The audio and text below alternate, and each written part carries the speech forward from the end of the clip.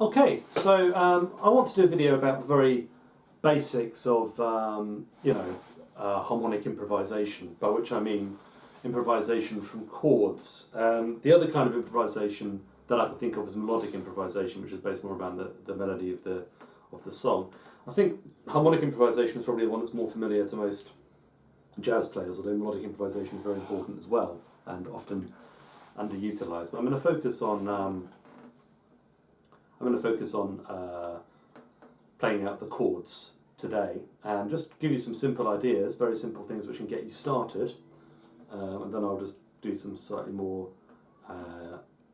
advanced techniques in another video. I'll try and keep this relatively brief but also clear.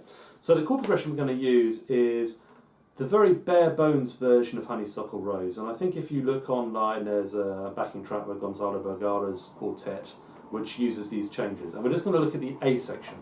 So Honeysuckle Rose is an AABA tune. I will leave the B section as an exercise for the student. Aha. But it's very important, obviously, to be able to play the whole tune, otherwise you're going to run into trouble. But for this, it's the simplest cadence in Western music, which is it goes 5, which in the key of F is the note C, so we've got a chord on C, which will be C7, and then we go to F, and there's 4 bars each, so it's pretty regular as well. When we play the sort of gypsy chords, it sounds a bit like this.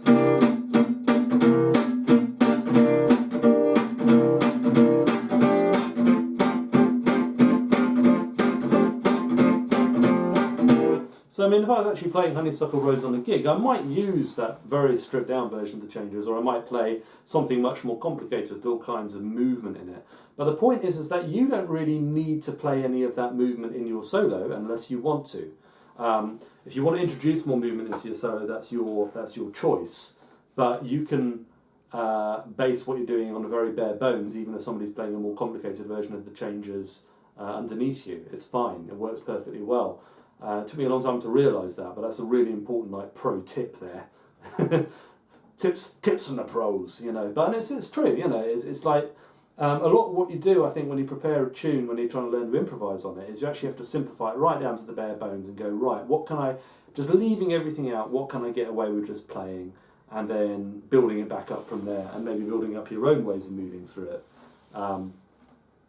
Which is why I tend to be very leery of sources such as the Real Book or the iRealB app, because very often those changes that you see have lots of complication already put into them, and it isn't always the kind of complication you want appropriate to that particular style of jazz. So if you're playing like gypsy jazz, for example, certain chord substitutes sound a bit modern, you know, they don't sound right for that style of music. So it's good to know what the basis is, and the skeleton of Honeysuckle Rose A section is really C7, 4 bars, F for 4 bars, and that's it. Okay? So with that in mind, when we're starting to improvise over the top of it, what really good exercise is just to count to 4. I mean, you can use a metronome to keep yourself steady if you think it's speeding up or slowing down. But this is, you know, I'm just going to do it without today. 1, 2, 3. And what we're going to do, is we're going to play just chord tones through the song. So we're going to play C major triad chord tones, and then we're going to play F major triad chord tones. It's going to sound a bit like this. 1, 2, 3, 4. 1, 2, 3, 4. 1. E, 4. 1, 2, 3, 4. 1, 2, 3, 4. 1, 2, 3, 4. 1, 2, 3, 4. 1, 2, 3, 4. Like that, okay? You might want to do it a bit slower than that. You'll notice that I'm not necessarily just playing chord tones up and down like in the manner of an arpeggio. I'm doing a bit of that, but it's not just that. I'm also kind of jumping around a bit.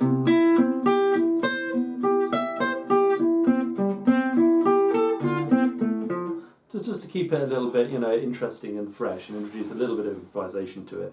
A very controlled improvisation, because we're just doing it in steady rhythm. Okay, next stage I would say would be to do it in half notes, or minims as we call it in England.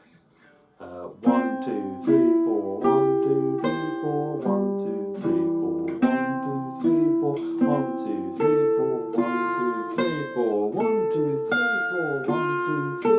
And the advantage of that is it leaves more room between the chord tones for the other notes that we're going to stick in a little bit later, and you can also change the rhythm around. And plus, it's not too fast. You can feel the tempo, the bounce in your body. Boom, boom, boom, boom, boom, boom, boom, boom, play.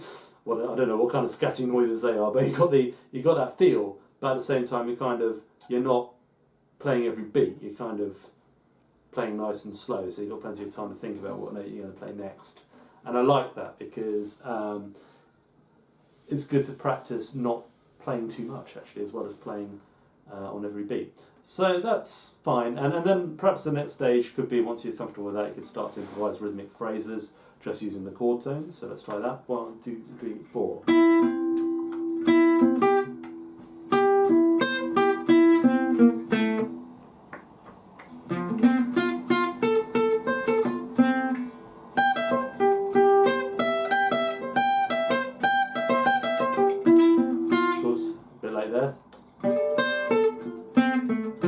So I've actually found it quite difficult to do. It's kind of because you don't have much going on pitch-wise. You can perhaps repeat notes, that might work quite well.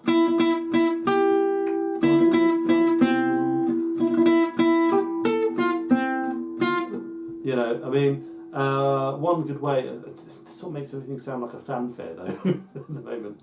So there's a limit to what we can do with it. By the way, a good way of practicing that sort of thing is to go sing a rhythm phrase, ba-ba-doo-dee.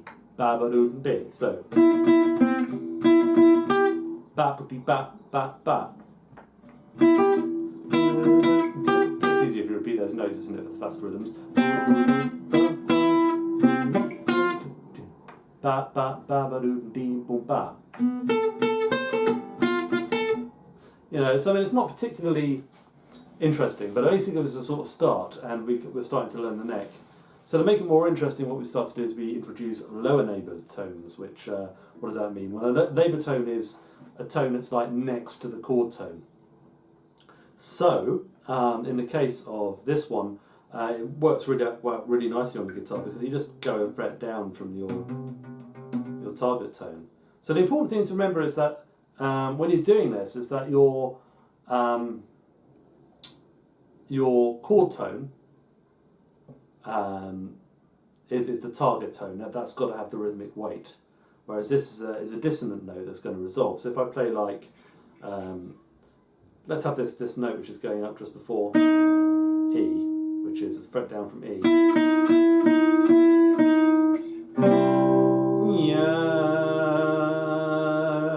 So it's kind of you know, it's a bluesy note, but it kind of sort of clashes and then wants to resolve to the chord tones. That's the way to think of it. They're not all equal. You don't just play them in any order. There's a sense to it. So a good way of practicing that is if we just take our, let's do it a little slower. Let's do our 1, 2, 3, 4, 1. So start on a chord tone, neighbour tone, chord tone, neighbour tone, chord tone, neighbour tone, chord tone, neighbour tone, chord tone. Like that, right? And then once you're a bit more comfortable with that, you can go 1, 2, 3, 4. Okay, so you're doing the pickup with the neighbour tone. 3, 4. And then it's chord tone on the beat. 3, 4.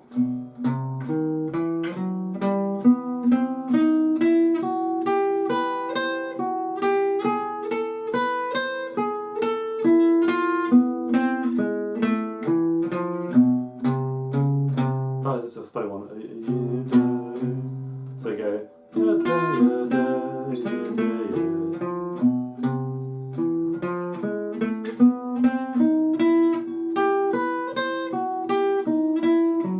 Jump around. You can count as well. 1 and 2. Sorry, 1, 2 and. So 1, 2, 3, 4 and 1 and 2, 3, 4. 1, 2, 3, 4. 1, 2, 3, 4. 1, 2, 3. And your chord tone each time you count a number, right? You can do it a little bit slower with our kind of half note thing. 1, 2, 3, 4. 1, 2, 3, 4. 1, 2, 3, 4. 1, 2, 3, 4. 1, 2, 3. Which doesn't sound as good in a way, but it's good to practice that one as well because we're going to put more notes in between.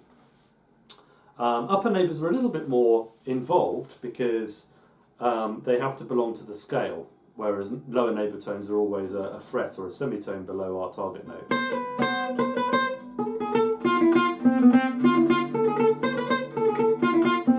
But upper neighbour is a bit different. So the general rule is if it's above a 1 or a 5 in the chord, then we play a step above, and if it's above the 3, then we play a half step above, and that works pretty much for everything. That's a good way to do it. If we take the C chord, so it goes 1, 3, 5, 1, 3, 5, 1, 3. So just remember where your 3s are, then you're all right? So you go whole step, half step, whole step, whole step, half step, whole step, whole step, half step, and then we'll do the same thing on the F. Starting on the root to make it easier. Whole step, half step, whole step, whole step, half step, whole step, whole step. Okay, like that. And then once you're confident with that, maybe you can jump around. So whole step, half step.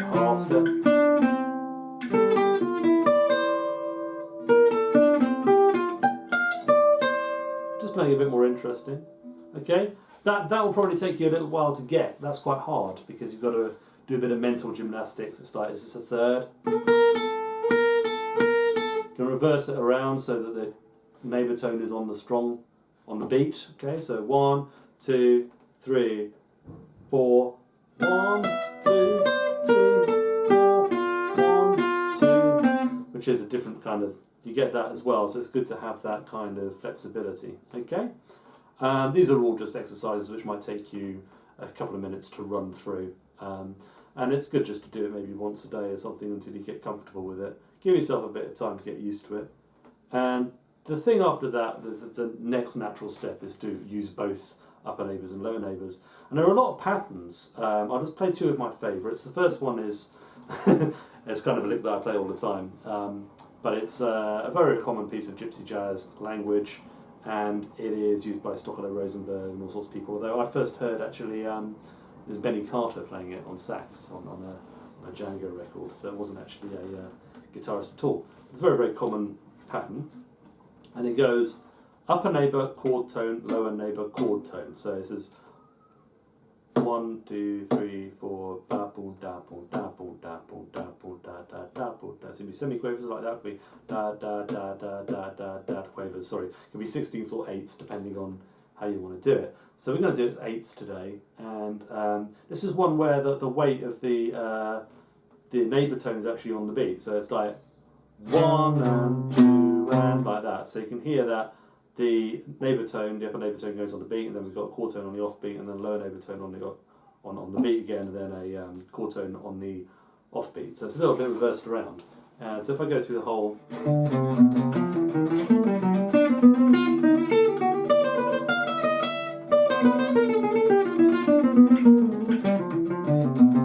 me try that again. Being made to run quite fast like that, so let's keep it slow, or slowish.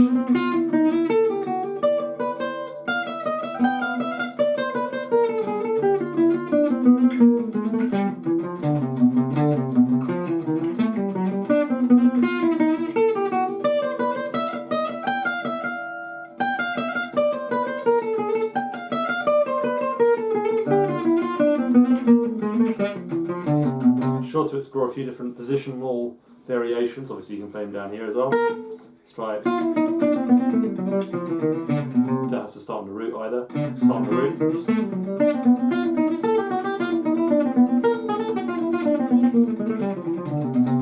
Or even.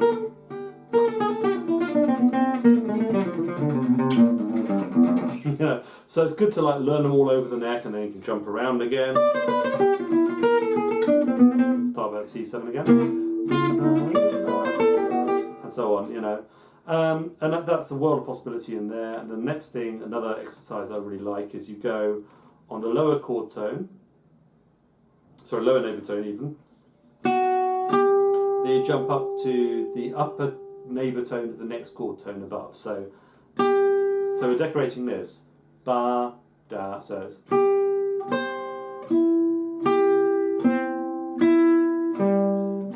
So we're kind of going, using that pattern, and we go 3, 4, and 1.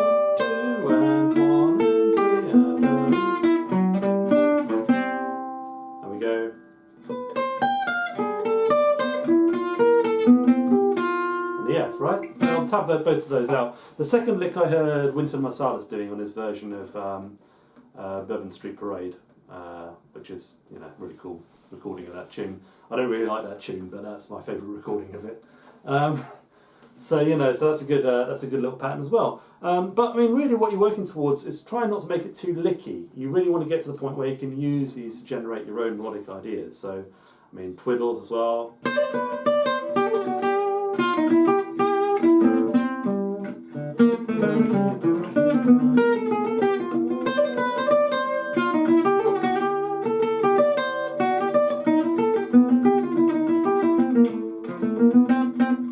Okay, yeah, I sort of digress slightly from the basic materials, but you get the idea.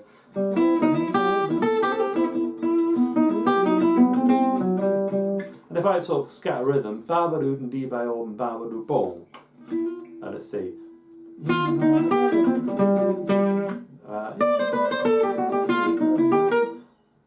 Ba-ba-doo-ba, ba-ba-doo-ba, ba-ba-doo-ba. It's much easier to play rhythmic ideas using those neighbours.